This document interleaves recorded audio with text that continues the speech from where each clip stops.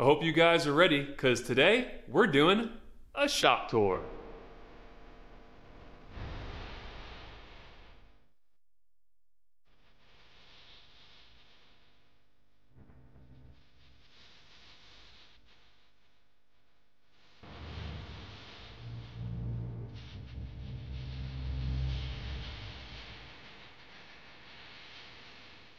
Alrighty, that's right. So today we're going to be touring my entire shop and actually my entire garage. So this is a long awaited video for some. I've been asked about this video or asked about making a video going through my shop for a while now. So today we're going to do it. I know I like watching other people's videos going through their shop because I generally learn something new or learn how to set up something in a different way. So that's what we're going to be doing today. It's only fitting that this is the first video I'm putting out after rebranding from J. Keaton Knives to Redbeard Ops.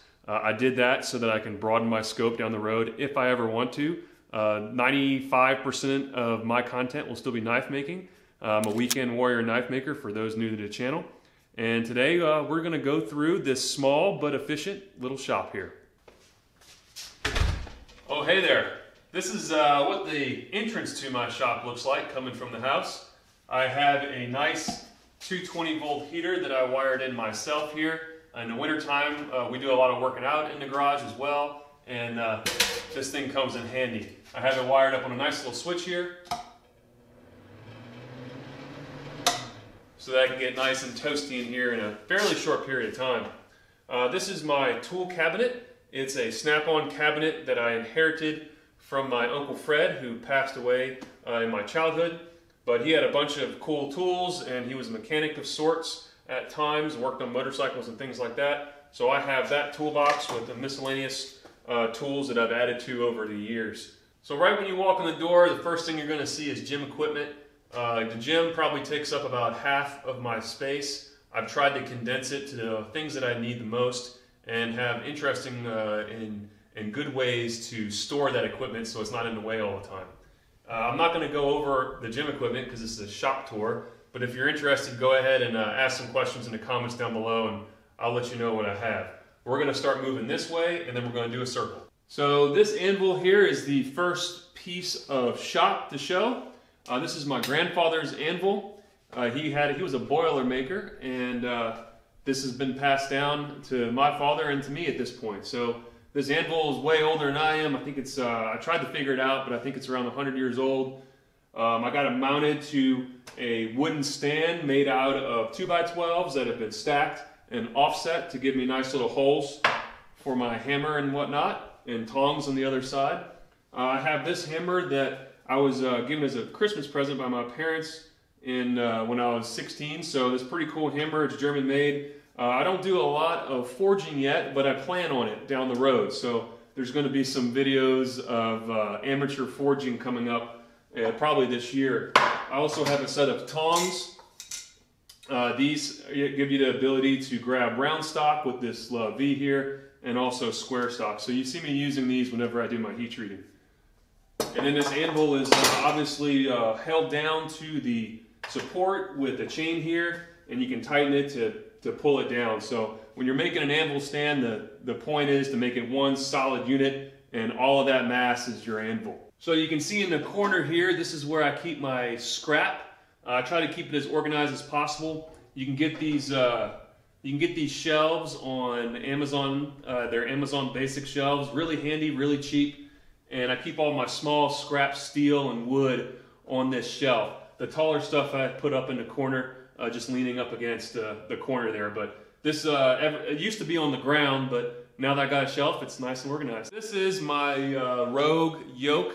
It's a piece of workout equipment. However, it also doubles as a bench. I'll put up some footage right now of me converting it from being used for lifting to being used as a bench. So I can rig this up and rig this down however often I want, and it's pretty fast too. It's pretty easy to do. So I have a bench that's made out of wood here, and then on the bench I normally keep a granite plate as a surface plate to make sure things are flat. I got this from a granite shop that it was like sink cutouts and stuff like that. They're pretty darn flat, so it was good enough for what I'm doing to check to see if things are flat or not. I also have a container here that I keep all my sandpaper in. This is Rhino Wet sandpaper. I find that that's pretty much the best stuff I like to use. And then over here to the right, I have a knife vise. I have a video on how to make one of these if you're curious, but I use this on pretty much every knife that I make. You can turn side to side and you can clamp your knives down in it and do your hand sanding. On that vise, I keep this light. I actually move this around the other tools when I need it, but I bought this light off of Amazon. It's just a little LED. Super handy. You can get into tight spots with the articulating arm here. So under the bench, I have a trash can. I also have this box, which you can use for step-ups and stuff like that and jumps, but I generally use it on end like this as a chair when I'm hand sanding. All right, as you can see, it's a little tight in here when everything's packed back in, but this is my forge setup. This is a 10-inch air tank that I found at a pawn shop that I was able to cut down and make my forge with. This is a blown burner. I have a video on how to make one of these too, but I really like the blown burner over the Venturi just because I feel like it gives me a little bit more control on my air to gas mix there.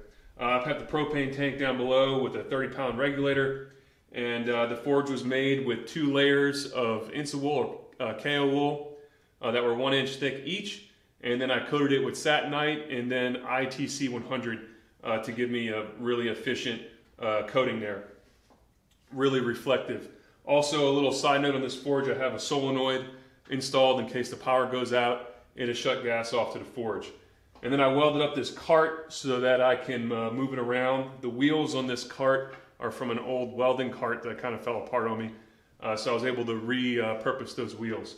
So this is the forge. I generally use it for heat treating now, but like I said earlier, I'll probably get into forging sometime this year a little more. So before we go all the way around, in between the 2 sides of the shop, I keep my quench oil here, which is Parks 50 in an 81mm ammo can.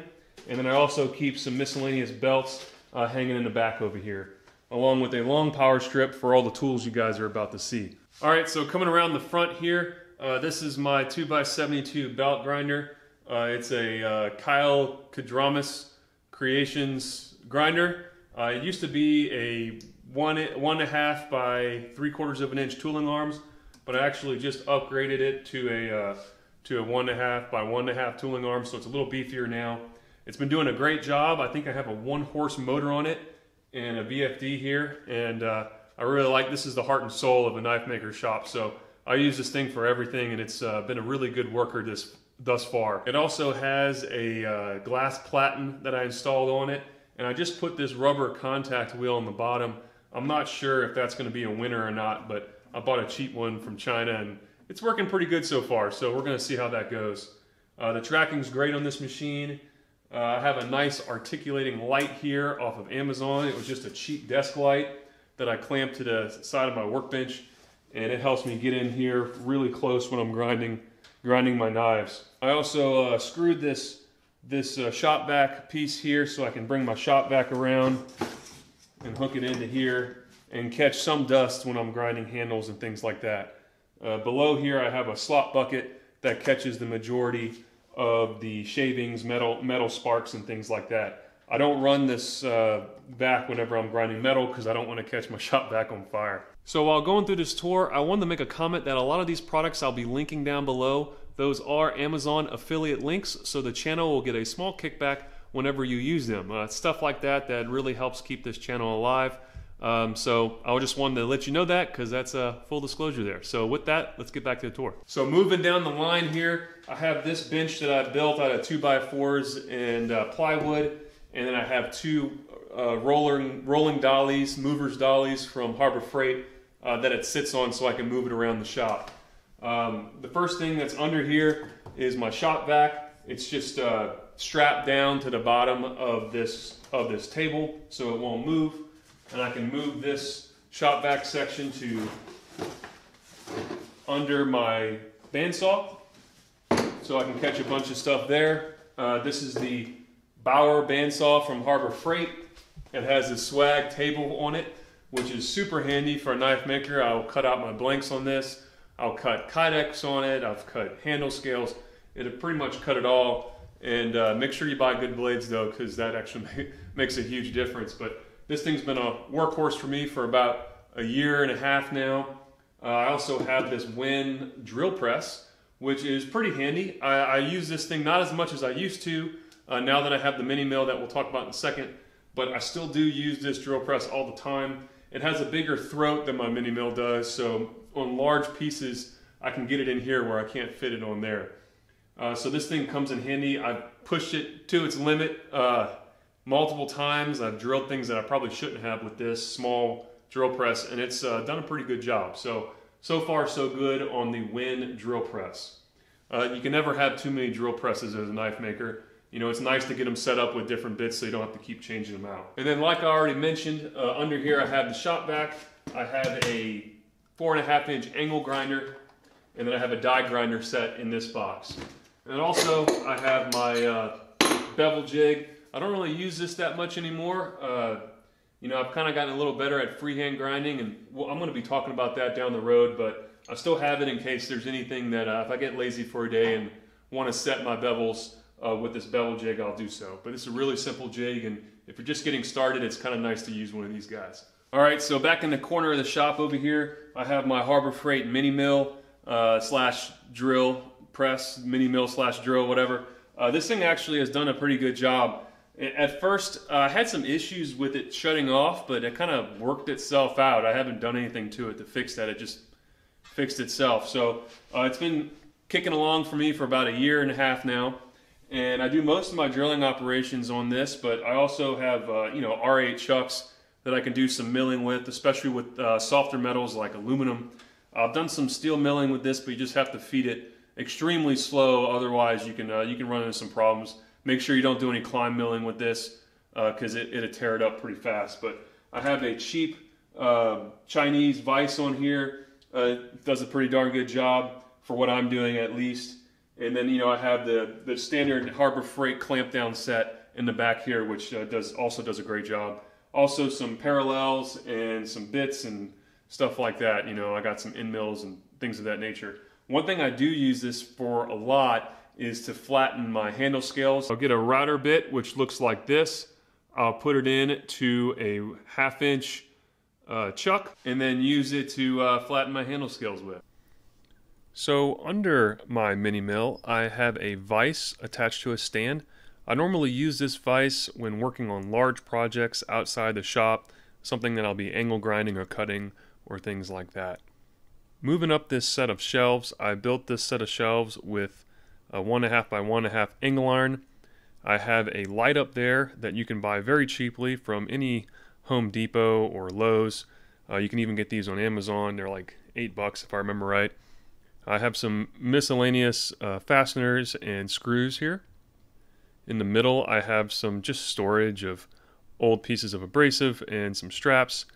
I have a long, about a 1 foot long piece of green Rogue or Rouge here. This is a grinding, polishing compound. I'll have enough there to last me for the rest of my life.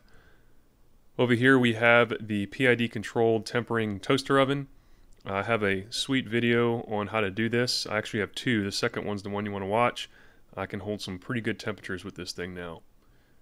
Up here we have a skill saw and an angle grinder, both DeWalt. The DeWalt angle grinder is decent for small jobs, and the skill saw is awesome. You can see I have some extra blades for my bandsaw up front there in the middle. And then that box right there contains a bunch of electrical equipment for when I'm doing PID control boxes or this etching machine you see to the right there.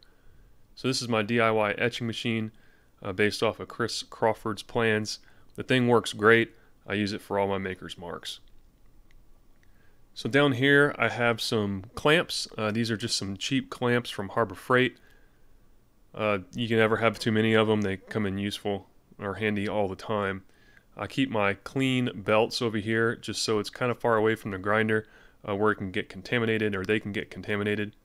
I have two drills. One of them is a impact driver and the other is just a normal drill, both from DeWalt. They are awesome, by the way. If you don't have them, you should buy them because they'll change your life if you don't have an impact driver already. And then just a bunch of chemicals. I have some Prep All here, which is great for degreasing, some alcohol for when I do some handle scales, Windex, things like that.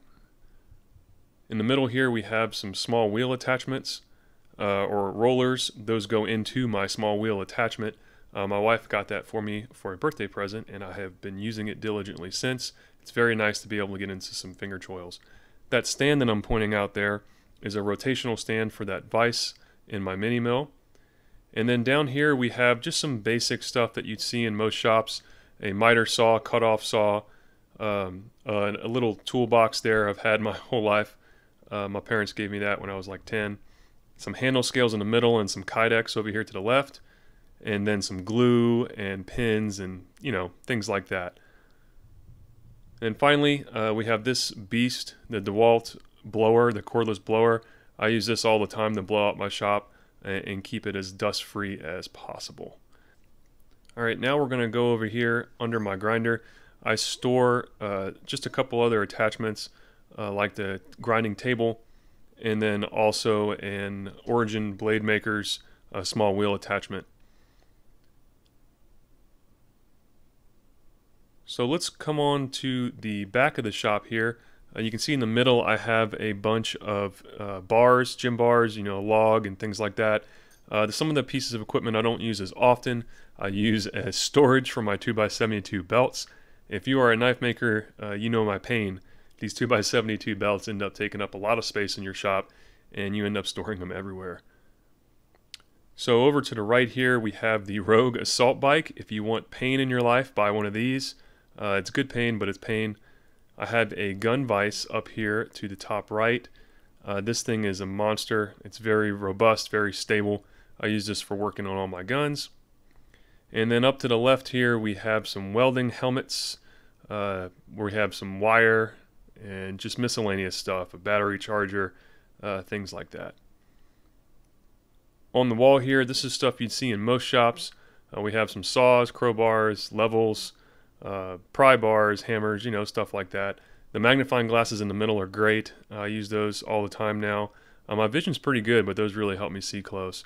I have my old sharpening system up there, along with a chronograph. And then just some leather working equipment in the middle. I think I'll get back into that a little bit down the road. And then just some more gym stuff up there in the corner. It's kind of my catch-all shelf up there, because it's high and you can't see it. And then this is my workbench. So this is my main workbench. I built this probably back in 2010 out of 2x2 square tubing. It has a 3/8 of an inch thick plate on top, which is pretty robust. And then I have my Wilton imported vise that is drilled and tapped into this table. So very robust vise there for my needs. It's not going anywhere. Then over to the right here we have a Craftsman Pro air compressor. I use this thing every once in a while. I have some air tools that I don't use as much as I probably should, but it's handy to have around the shop. So under this workbench you can see I have my Hobart handler. This is my welding machine. I've had this since 2009. It's done a pretty good job thus far. I built my own red cart for it. It's a MIG and flux core welder, and no complaints there. Over to your left here, or my left, is another Amazon Basics shelving unit. That does a pretty darn good job at keeping all my stuff over here organized. This is a tap and die set from Irwin. Really handy. I use this tap and die set all the time. It's great when you have a fastener, you don't know what size it is, and you can kind of use the dies to figure it out. I also have some miscellaneous stuff down here. This is a dressing stone for my sharpener's stone, so I can bring it from a 220 to a 1000 grit if I wanted to. Also have an arbor press for Kydex rivets. And then we have the Win wet sharpening system. I have a whole video review on this thing, and so far so good. It can do a pretty good job to get your knives fairly sharp in a short period of time. I have found that if you don't have a sharpening choil on your knife, this thing can kind of gum up the plunge lines a little bit. So I find it works best on knives that have a sharpening choil or a Spanish notch or whatever you want to call it. But I really like this thing. Even if you're using another sharpening method, the power strop on it is pretty useful, the leather power strop. And then lastly, I have my stone washing jig here.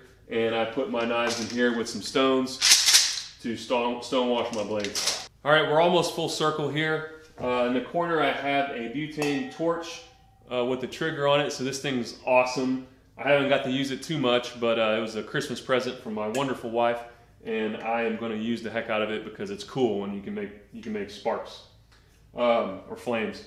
Also have a sledgehammer just because, and these red things are farmer carry handles that I made for walking up and down my driveway and having all the neighbors stare at me like I'm a weirdo. All right, some other items that I want to mention. I have these 3M Bluetooth headphones. This was actually another Christmas gift from my father-in-law. These are awesome. I've been wearing them all the time, and it's nice to, first of all, protect your hearing, but second of all, be able to listen to a podcast or music while you're working with pretty loud pieces of equipment that earbuds you wouldn't be able to hear with earbuds in. So I've been using this a lot. I also got this sweet new respirator for Christmas from my parents.